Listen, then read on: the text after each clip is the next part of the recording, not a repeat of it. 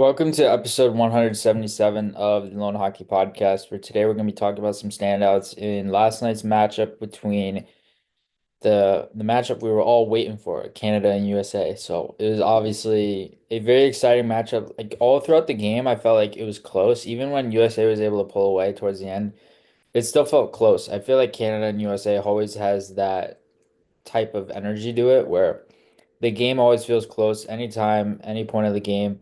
And Canada or whoever team was down, in this case, it was Canada, but whichever team is down, they always seem like they have a chance to find their way back into the game. So Canada in this game, they had some moments, they had some really good looks. Gavin McKenna had some really good looks. There were other guys like Braden Yeager had some really good looks. Berkeley Catton had some really good looks.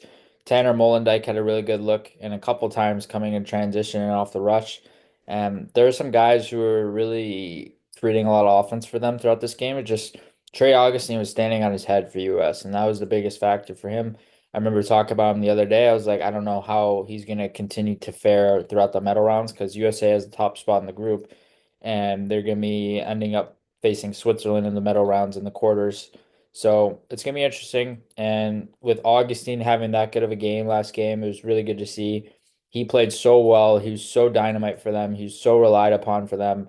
And he was so good in that making saves, making timely saves, maintaining that poise, that awareness and that head on our shoulders to be able to make plays, make saves, and just be able to be a game breaker in that, which is what they needed from him. And he showed that yesterday. Obviously, a little bit more of a struggle for him to start the tournament, but I feel like yesterday's game was a really good building block for him. And I feel like he's going to continue to try and incorporate that to the rest of the games throughout the medal rounds thus far as well. So, yes, they were really noticeable. I felt like they had a lot more noticeable players than Canada did at the end of the day. I felt like Ryan Leonard was buzzing, like James Hagan was buzzing in transition. You had Gabe Perreault who looked really good. I didn't notice Perreault as much this game compared to other games, but I still noticed him. I still know his playmaking ability and of course his possession ability, his ability to extend plays in the O zone. I feel like he's gotten much better at being able to hold on and being able to manage pressure on the walls in the ozone.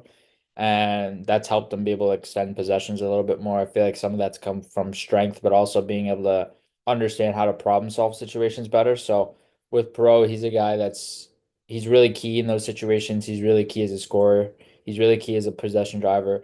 He's really key as an overall playmaker in his ozone play. So he was good. Zeke Bouillon was, of course, really good, really dynamite once again. To no surprise, I feel like he's just been really good all throughout, and I've noticed him every single game. He's played well every single game. That hasn't changed, and he's just been really effective overall. So Bouillon's been awesome. He's been exciting to watch, and I've really enjoyed watching his play in all facets of the game, defensively, offensively, transition, rushes, ozone, blue line playmaking, moving across the blue line, like so many different elements in his game that have translated up and have allowed him to be able to continue to add layers to his game. Another big component that I've really seen pop out of him throughout this tournament is the deception within his puck skills.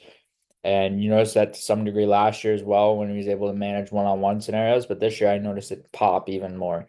And that's a big part of his game because deception is a translatable skill. So it's going to translate to the NHL.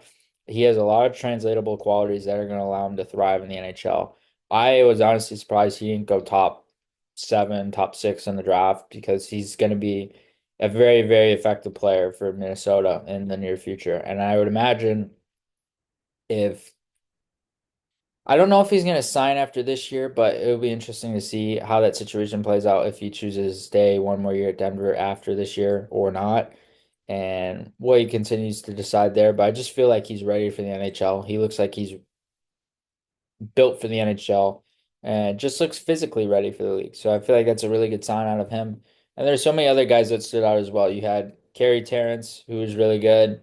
And I noticed his playmaking off the rush. I felt like Max Plant was one of the more noticeable guys. He's a Detroit draft pick, smallish style playmaker who can make plays from all over the ice, really skilled and all over the ice, especially in the O zone, and tenacious around the net. He's a small player, but he's not afraid to drive the net and be able to go after rebound opportunities there.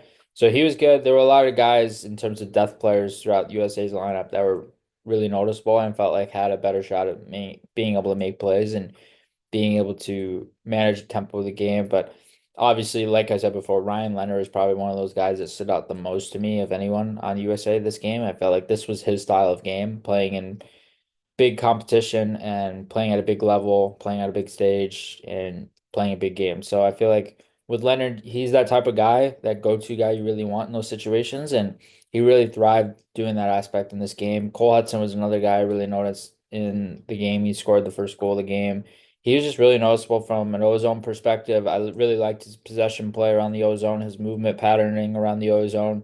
I felt like he was very effective on the power play. I felt like he was very effective at 5-on-5. I felt like he's very effective circling the zone and managing the puck with poise.